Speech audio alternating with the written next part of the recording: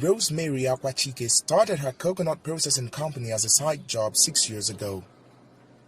But as awareness about the health benefits of coconut oil and other coconut derivatives grew, so did her business.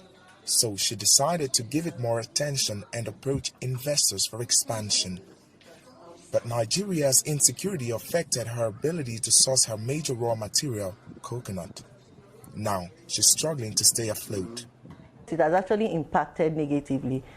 Like I said previously, I've tried to maintain prices, but I don't know how much longer I can do that with the, incessant, the continuous increase, really. Rosemary must increase her prices to remain in operation or gather her own raw materials to reduce overhead costs. But even that, she says, is too dangerous these days. I'm actually trying to set up a coconut plantation in my village, in my local government, but then you don't want to be on the road always. Nigeria is seeing high levels of crime and insecurity across the country, including militant attacks in the northeast, clashes between communities, and large-scale kidnappings for ransom. The country's Chamber of Commerce blames the situation for a recent downturn in foreign investment. Public finance analyst Isaac Botti says the situation is affecting Nigeria's economy. The Nigerian economy has been contrasting significantly. As of 2019, the economy contrasted by 8-point-something%. As we're talking, we have negative, minus 2-point-something%. And this is to tell you that foreign investment is dwindling in the face of insecurity.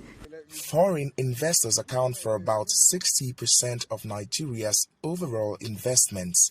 Between 2018 and today, investors pulled out about $4.5 billion from Nigeria's stock market, according to the Nigerian Exchange Limited.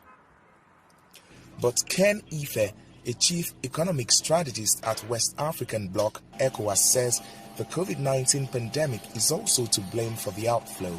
Our capital importation last year in first quarter was just over $8 billion. But suddenly it crashed in the second quarter to $1.5 billion, 1.4 in the third quarter, and 1.5 in the first. So in aggregate terms, 2020, we had only $9.6 billion capital importation compared to double that the previous year.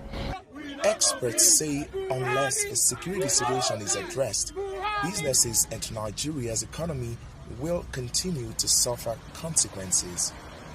Timothy Obiezu for VOA News, Abuja, Nigeria.